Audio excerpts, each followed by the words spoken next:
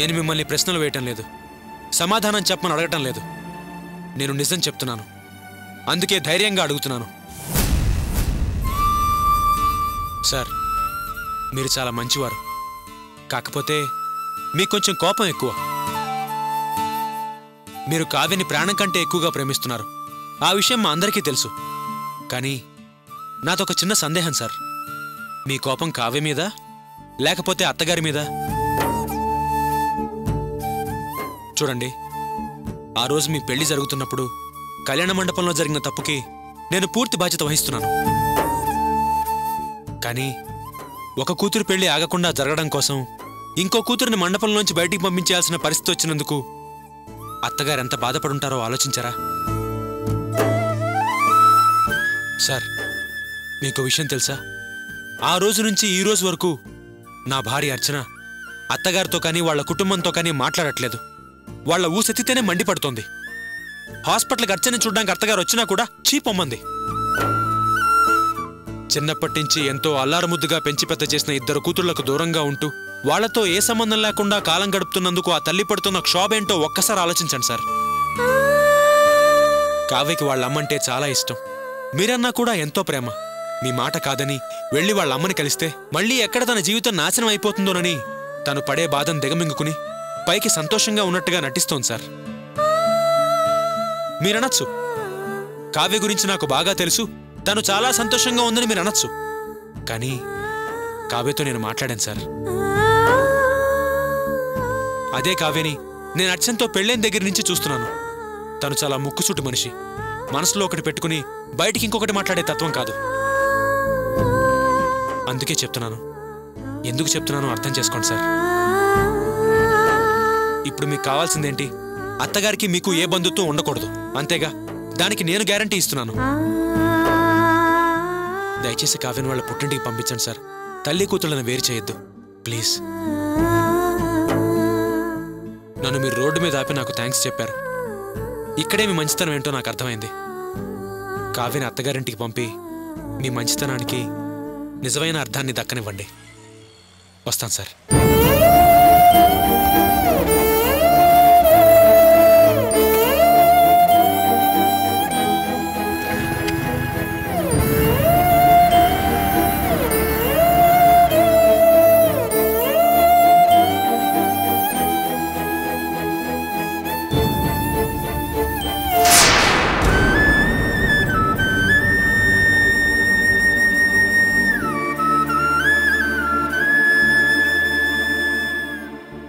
What a honest person is. Gopi లాంటి ఒక మంచి క్యారెక్టర్ మనిషిని ఇంతవరకు నా జీవితంలో చూడలేదు.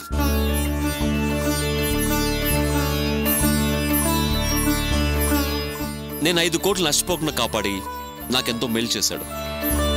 5 కోట్లు నాకు లాభం చేశాడు కదా అని నేను ఏదైనా కోరుకోమంటే అతను తన కోసం ఏం ఆశించకుండా నా లైఫ్ బాగుండాలని, కావ్య సంతోషంగా ఉండాలని కోరుకున్నాడు. What a great person is.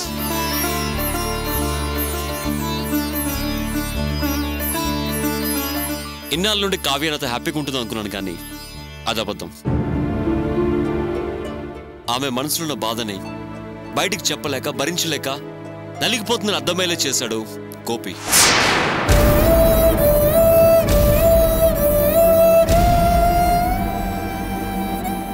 ఇన్నాళ్ళు కావ్య మనసు గురించి తెలుసుకోకుండా కాపురం చేస్తున్నాను. I'm idiot, fool. నాకు నా మీద ఆశయం వేస్తుంది.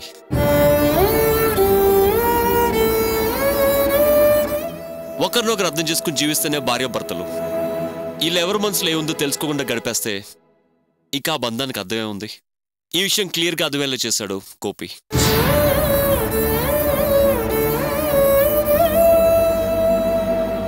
కావ్య నా కోసం మీ అందరిని వదులుకుని వచ్చినప్పుడు నేను కావ్య కోసం జస్ట్ ఈగో, పంతాలు, పట్టింపులు వదులుకోవడం తప్పు కదని ఆలోచించాను. ఎస్, నా మనసు కరెక్ట్ అనిపించింది. అందుకే ఇక్కడ తీసుకొచ్చాను. ఇన్ఫాక్ట్ ఈ విషయాలేవి కావ్యకు తెలియకుండా నుంచి తను ఇక్కడ తీసుకొచ్చాను. మీరందరూ అంటుంటారే గాడ్ ఈజ్ గ్రేట్ అని. ఆ గాడే మిమ్మల్ని అందరినీ గుడి దగ్గర ఎదురుపడేలా చేశాడు. అందుకే నేను ఇక్కడ తీసుకొచ్చాను.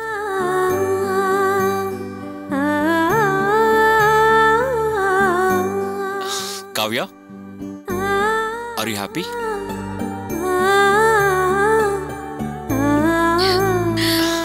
I'm so happy, Miles. Thank you so much. You had to say thanks to Gopi, not me.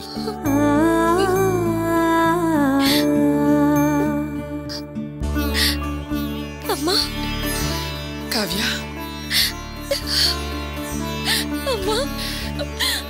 Kavya ఏడవకమ్మా. నేను నమ్ముకున్న దైవం నాకు అన్యాయం చేయలేదు. నన్ను కరుణించాడు, నా ప్రార్థన విన్నాడు. అల్లుడు గారు, మీరు కావ్యాన్ని ఇక్కడ తీసుకొచ్చి నాకు చాలా ఆనందాన్ని కలిగించారు. బావా, చాలా రోజుల తర్వాత మా అమ్మ మొహంలో నవ్వు చూస్తున్నాం. చాలా థ్యాంక్స్ బావా. థ్యాంక్స్ బావు గారు. చాలా కాలం తర్వాత మా ఇంట్లో అందరి మొహంలో సంతోషం కనిపిస్తోంది. చాలా థ్యాంక్స్ బావు గారు. మావయ్య, అందరూ అల్లుడిగారిని అభినందిస్తుంటే మీరేంటి సైలెంట్గా ఉన్నారు? లేదమ్మా, మా బంధం తెగిపోయిందేమోనని భయపడుతున్న సమయంలో, లేదు మీ బంధం బలమైంది అని అల్లుడిగా మరో ముడివేసిన ఆనందంలో అలాగే ఉండిపోయాను. అంతేనమ్మా. ఎంత సంతోషం కలిగినా, మీరెంత దగ్గరైనా ఒక ముఖ్యమైన విషయం మర్చిపోకూడదు.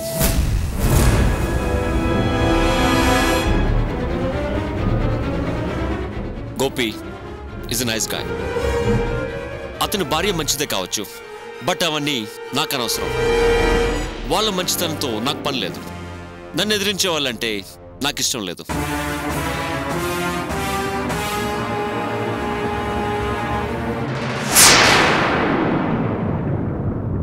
పైగా వాళ్ళిద్దరు నమ్మి చేయి చేసుకున్నారు. వాళ్ళని క్షమించే ప్రసక్తే లేదు.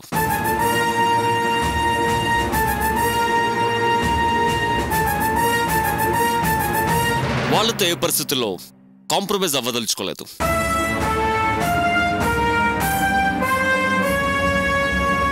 నా జీవితంలో ఫస్ట్ టైం నేను ఈ మాత్రం మెట్టి దిగానంటే కేవలం నా పట్టుదల తగ్గించుకోవడమే. అది మీ అందరి కోసం.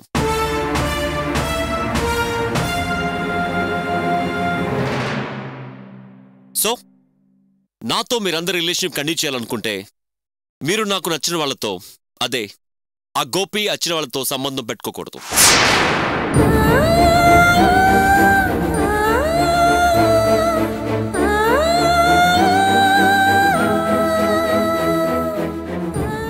అండర్స్టాండ్?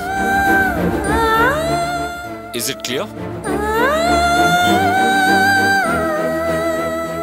ఆ రోజు మీరందరూ నన్ను కూల్చేయడానికి మా ఇంటికి వచ్చారు.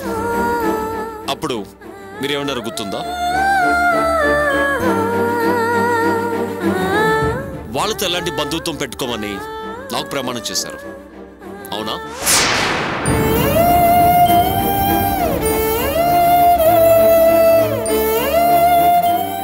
మీరు ఆ మాట మీద నిలబడ్డారన్న నమ్మకంతోనే ఈరోజు కావ్యాన్ని ఇంటికి తీసుకొచ్చాను. ఏమంటారు? నేను చెప్పిన దానికి ఒప్పుకుంటారా?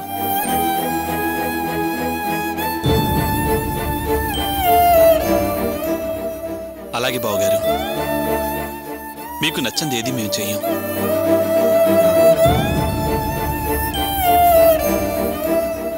ఇప్పుడే కుదురుకుంటున్న దాన్ని కదిపి చెడగొట్టం.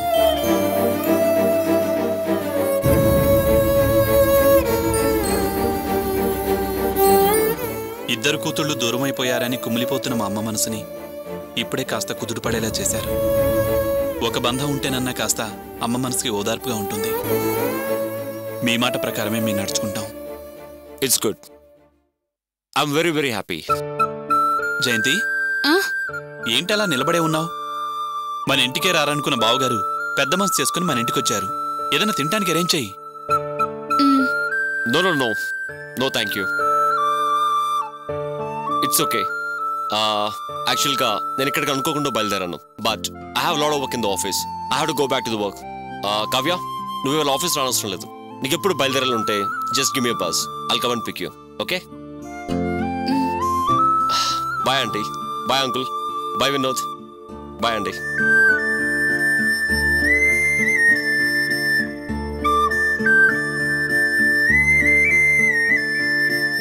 కావ్య రామ్మా.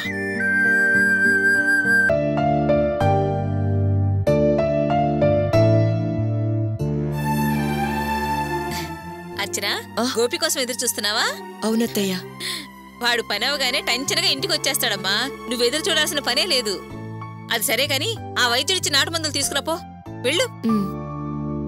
ఏ భాగ్యం, ఏదో నాటు మందు అంటున్నావు, నాకు నాటు సారం తెచ్చావా? అదేం కాదులేవయ్యా. అర్చన త్వరగా కడుపుతో ఉండాలని ఏదైనా మందిస్తాడని ఓ నాటు వైద్యుడి దగ్గరికి తీసుకెళ్లాను కదా. ఆయన పరీక్ష చేసి మందులిచ్చాడు. అర్చన ఆ మందులు ఇంతవరకు వేసుకోలేదు. అందుకే తీసుకురమ్మంటున్నాను. రామ్మా, ఏది ఇలా ఇవ్వు, నేను కల్పిస్తాను. నేను కలుపుకుంటాను. పర్వాలేదు, ఇవ్వమ్మా. నువ్వు కూర్చో. ఏంటే ఆ పౌడర్ ఏదో శనగపిండి పౌడర్లా ఉంది. ఏమయ్యో, నాటు మందు చూర్ణాలన్నీ ఇలాగే ఉంటాయిలేవయ్యా. అర్చన, ఈ మందు కొంచెం చేదుగా ఉంటుందని ఆయనే చెప్పాడుగా. గుట్టుక్కున కళ్ళు మూసుకొని తాగేసేయి. ఆ తర్వాత కొంచెం పంచదారు 4 బీపి గింజలు వేసుకుంటే సరిపోతుంది. చూడు భాగ్యం, నాకు ఈ నాటు మందుల మీద ఆకుపసల మీద అస్సలు నమ్మకం లేదే. ఇదిగో నా మాట విని ఈ చెత్తా చెదారం అంతా బయట పారేసి హాయిగా ఇంగ్లీష్ మందులు ఆడుకోమని చెప్పవే. ఏమయ్యో, నువ్వు కాస్త నోరు మూసుకోవయ్యా. నా కోడలు వెంటనే నీళ్లు పోసుకోవాలి. అది వాంతులు చేసుకుని నోరు పారేసుకున్న వాళ్ళ నోళ్లు మూయించాలి. అమ్మా, ఇదిగో గుట్టుక్కుని మింగేసి తీసుకోమ్మా. తాగమ్మా. తాగమ్మా. ఏమే, ఎందుకే అర్చన దాగమని బలవంతంగా గొడవ పెడుతున్నావు? అయినా నీకంత తొందర ఎందుకు? ఇదిగో, నువ్వు ముందు అవతలకి వెళ్ళవయ్యా. మందు మొదలు పెట్టగానే అపశకునం మాటలు మాట్లాడతావు. నాన్నా, ఏంటన్నా, ఏమైంది? ఎందుకలా అరుస్తున్నావు? ఏంటది? చూడరా, నాటు వైద్యం అని చెప్పి ఏదో పౌడర్ తీసుకొచ్చి కలిపి తాగమంటోంది. వద్దని ఎంత చెప్పినా వింటలేదు. నాటు వైద్యమా? ఎందుకమ్మా? అర్చనకి త్వరగా కడుపు పండాలనిరా. ఆ శుభవార్త కోసమేరా నా ఆరాటం అంతా. అమ్మా, అర్చన ఎలాగో ఇంగ్లీష్ మందులు అవి వాడుతోంది కదా, మళ్ళీ ఇప్పుడు ఈ నాటు వైద్యం నాటు మందులు ఎందుకమ్మా? ఒరేయ్, ఈ రోజు పొద్దున ఏం జరిగిందో తెలుసా? ఏం జరిగింది? సీమంతం పేరంటానికని వెళ్ళిన మన అర్చన్ని అక్కడ నోటుకొచ్చేట్టు మాట్లాడారంట. ఏంటమ్మా నువ్వు అనేది? అసలు వాళ్ళు ఏమన్నారు అక్కడ? అదిరా జరిగింది. ఆ మాట విని నేను తట్టుకోలేకపోయానురా. అందుకే వెంటనే అర్చన్ని నాటు వైద్యుడి దగ్గరికి తీసుకెళ్లాను. ఆయన నాడి పరీక్ష చేసి ఒంట్లో బాగా వేడుంది, వైద్య శరీరం అని చెప్పి ఒక చూర్ణం తయారు చేసిచ్చి దాన్ని పాలల్లో కానీ తేనెతో కానీ కలిపి వాడితే మంచిదన్నారు. నెల తిరిగేసరికి కడుపుతో ఉంటుందని చెప్పాడు. అందుకే ఆ మందు తాగమంటున్నాన్రా. మీ నాన్నేమో ఆ నాటు మందులు తింటే వేరే ఏమన్నా అవుతుందేమోనని భయపడుతున్నాడు. అర్చన, నువ్వేం భయపడకమ్మా, తాగు. వద్దర్చన,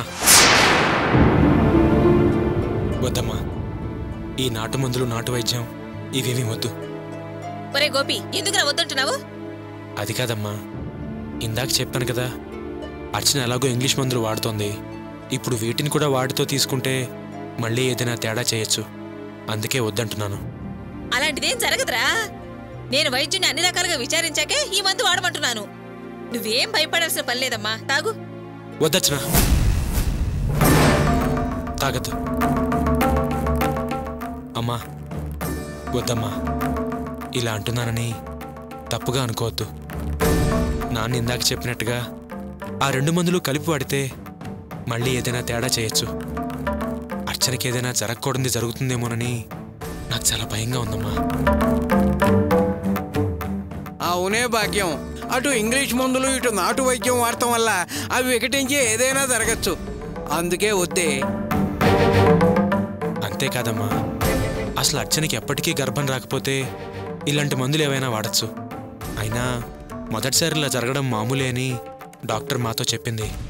అందుకే అంటున్నాను, అర్చన్ని ఇంగ్లీష్ మందులే వాడిని. ఈ నాటు మందులు అవి ఇవేమీ వద్దమ్మా. నాకు అర్థమైందిరా. ముందు మీ ఇద్దరికి నా మీద నమ్మకం లేదు, అందుకే ఇలా మాట్లాడుతున్నారు. అదేంటమ్మా అలా అంటావు? నేను మారలేదు, పాత భాగ్యంలాగే ఉన్నాను. ఏదో నటిస్తున్నానని, ఈ మందులు ఏదో కలిపి అర్చనకి ఇస్తున్నానని అనుకుంటున్నారు. లేదమ్మా, నేను అలా అనుకోలేదు. నాకు అసలు ఆలోచనే లేదు. మీరనే మాట అలాగే ఉన్నాయిరా. అయినా నేను గతంలో మీతో అంత దుర్మార్గంగా ప్రవర్తించాను కాబట్టే ఈ పాలల విషయం లాంటిది ఏదన్నా కలిపానేమోనని మీ అనుమానం, అంతేగా? సరే, నేనే తాగి చూపిస్తాను. ఇటువమ్మా.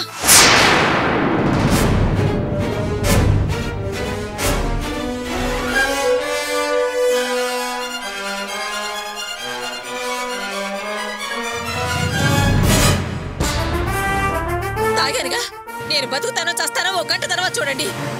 నా మీద నమ్మకం ఉంటే అప్పుడు ఆ మందు వాడండి.